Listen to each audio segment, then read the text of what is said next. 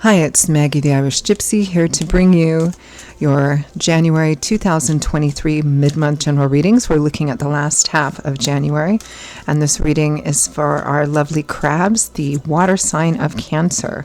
Welcome, everyone. I hope you're all doing well as we continue to transition into a new year. Thanks so much for taking the time to be here to watch these videos, liking, sharing, subscribing. I am quite appreciative of all of your of everything that you do that supports this channel. So, this is for Cancer for the last half of January 2023. If your Sun, Moon, Rising, or Venus sign is in Cancer, it's relevant if you're cross-watching for a Cancerian. It is a general reading, so of course it'll resonate a little differently for everyone. If you know all of your signs, watch Sun, Moon, Rising, or Venus. Watch them all for any additional insight and perspective they can provide. And if you find that something does resonate with you, it really kind of pulls at you, and you'd like to take a deeper look at it and reach out for a personal reading for yourself or as a gift for someone else, please feel free to email me directly, maggie1mcguire@gmail.com. You can also get that contact info attached to the description of this video. You just click on that.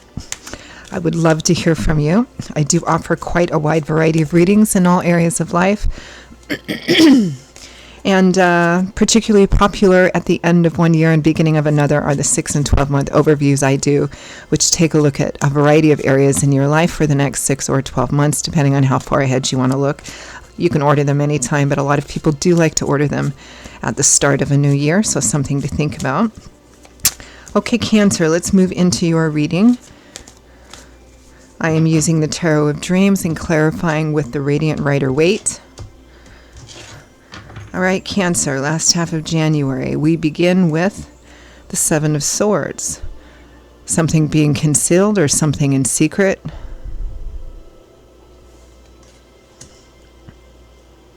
I mean, the Seven of Swords, I call it my sneaky thief card, but I say it with affection because it can be positive or negative or challenging. It can represent theft, exploitation, deceit. But it also can just represent, it's a self-serving card, which isn't necessarily bad either because we all operate off the grid sometimes, right? It's about wanting to do something, acquire something, maintain something. And so in order to do that, you're secretive or you conceal or you're playing your cards pretty close to your chest. With the Nine of Swords, my least favorite tarot card. The Nine of Swords. Swords is governed by the element of air, which governs everything that goes on in our intellectual landscape, everything between our ears. So the Nine of Swords is a card of stress, anxiety, worry, but too much. Obsessive stress, anxiety, worry, typically about an unknown future.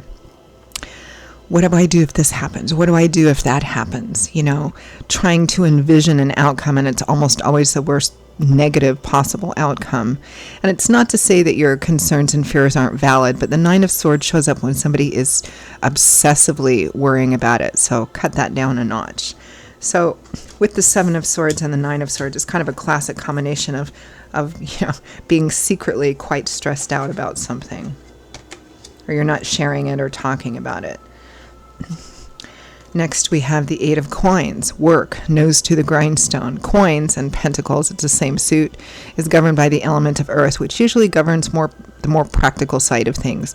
Money, finance, property, real estate, job, or the efforts. It could even represent long-term relationship or projects.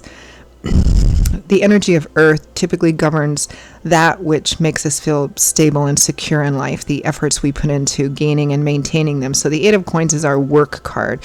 It's nose to the grindstone. It's working hard, detail-oriented, step by step to build up a secure foundation for yourself. So work, job, projects, or anything that you're putting a fair amount of regular effort into. Oh, with the Sun, the most powerfully influential positive card in the tarot, because just like the real sun, when it comes out, it shines over everything, it touches everything, it illuminates, it casts out shadows, it automatically makes people feel relieved, energies lift up and lessen or even are negated completely. So too with the energy of the Sun card in a tarot spread. It has an effect on all the cards in there. It acts as a boost to positive energy and lessens any negative or challenging energy. Light, love, warmth, laughter. So definitely in the earth area of your life, even though it looks like around mid-month, you're quite stressed about something. It looks like it ends up working out really, really well, something that you've put a lot of effort into, or it could just be a job or a project coming in. Next, we have strength, facing fears, doubts, insecurities, looking at the part that you've had to play in things as well, facing something with strength, which is what you also gain more of by going through that process. With that, we have the star. You have the sun and the star right next to each other. Beautiful, beautiful energy. So the star is a card of renewal, of hope and faith. But it's a renewed hope and faith, which implies that something difficult happened before that.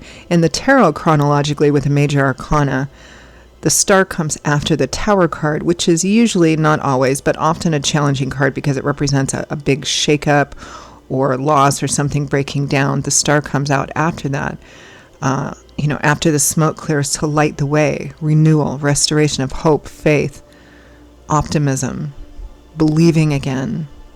It's also one of the wish fulfillment cards. It feels like something pays off for you in quite a big way, Cancer. In spite of the fact that for just a minute or two, you're really stressed about it. From the bottom of the deck, representing overall energy for the last half of January, Cancer, is the 9 of Coins. This looks like it's going to be a good 2-week period of time for you for money, finance, property, feeling independent, self-assured, self-empowered. That's the 9 of Coins. This comes after that 8 of Coins here, where somebody's working really hard to get somewhere. And here in the next card, the 9 of Coins, they've gotten to that place. All their hard work has paid off. They can take care of themselves now and do it well. And that's a very confident, empowering thing, especially financially, materially, and the emotions linked with that.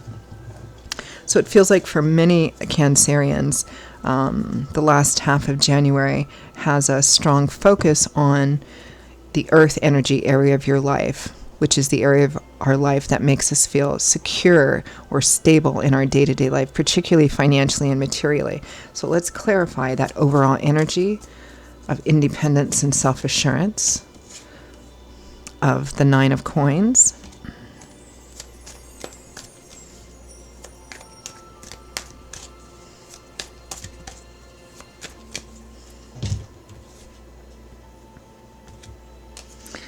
The 2 of Wands, a choice being made, or a choice needing to be made, or a choice that's going to need to be made within the last half of January. The Page of Wands, a new start, a new beginning. It can represent messages, young people. Pages usually represent being at the start of a new path because they have that student-apprentice energy. The Page of Wands can represent being at the start of a brand new, exciting path, very enthusiastic, momentum in your favor, the slate wiped clean. A choice coming in to start over, a new project, a new job. Some of you, it could be receiving a message.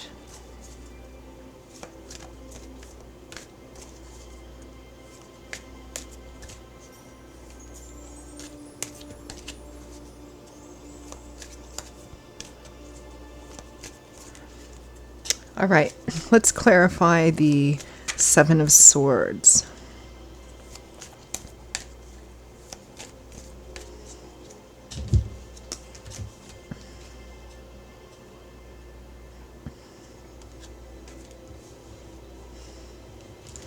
Sorry, I just had a big block of cards fall out.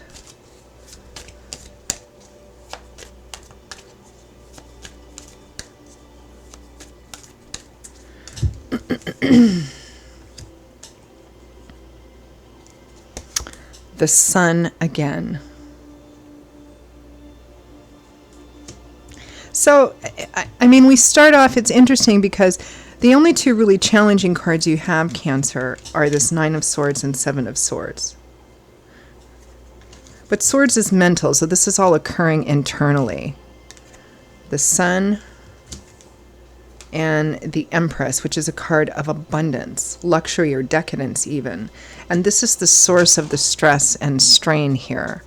It feels as if you're worried about something to do with your money, your job, your resources, your practical life somehow. You're worried that something's not going to happen. You're worried that something is going to come to light. It's going to take away all your abundance. Like you're worried you're going to lose something, or you're worried that you're not going to gain something. Let's clarify the Eight of Coins, that working hard card. But it only feels like it lasts for a minute, this stress and anxiety. It feels like you're, excuse me, you're waiting for something.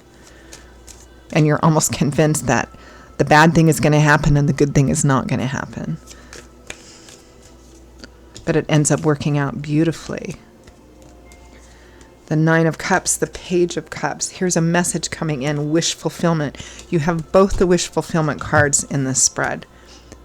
The Nine of Cups, the Star. You hear it's coming in, or it's happening for you. I mean, this is a general reading, so what the thing is, it could be fearing that you're going to lose a job and being almost convinced of that, but it doesn't happen. Or you're afraid you're not going to gain something, or excuse me, horse this morning. Or clarify the Sun.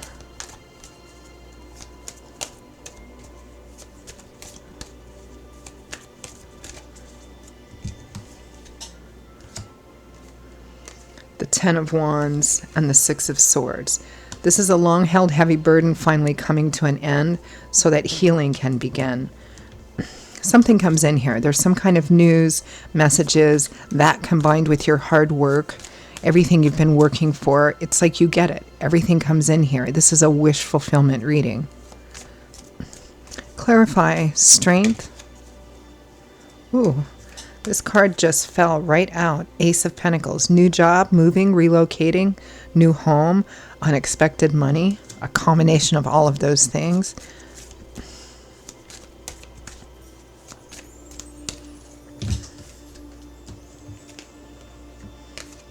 Justice. Justice is the reap what you sow card. So it often implies an outcome based on what went before it, things being fair and equitable. The Ten of Cups, the Happy Home card. I mean, Cancer, this is quite a phenomenal reading. You've got you've got the Sun twice, illumination, a sigh of relief. Beautiful messages coming in. You've got the 9 and 10 of Cups, the happy home, wish fulfillment, the Star. I mean, this is an absolutely beautiful reading. So for those of you who are still, finding yourselves heading into mid-month of January with this energy, this Nine of Swords, being really stressed and anxious, what ends up manifesting is the opposite of that.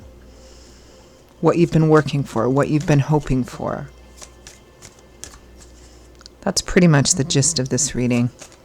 So I'm going to end with any advice, guidance, feedback from Spirit for Cancer for the last half of January 2023. Queen of Cups, Cancer, Pisces, Scorpio. The Nine of Wands. Tens represent cycle completion in the tarot. So the 9 represents being close to the very end of a cycle. With the 9 and 10 of Wands, because you have the 10 of Wands, that burden is, you are able to lay that burden down, or everything that you've been working for, struggling for, that can become a burden over time, and you're laying it down. So here in this preceding card, you're almost there. You may be feeling tired, discouraged, depressed, but don't give up. This is kind of like that darkest before dawn, 11th hour card. Keep going. You're almost there. You're almost to the completion line. 8 of Wands, and then things will move forward quite quickly, very fast.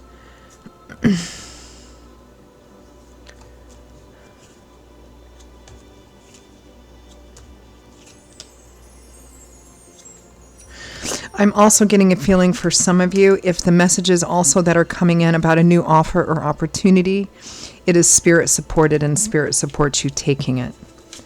Because it feels like there's a renewal here. There's a starting new, or either a brand new path or a new phase of a path that you're meant to move forward on. So for those of you who may be struggling with a choice in that regard, Spirit supports it. Although free will, free agency, right?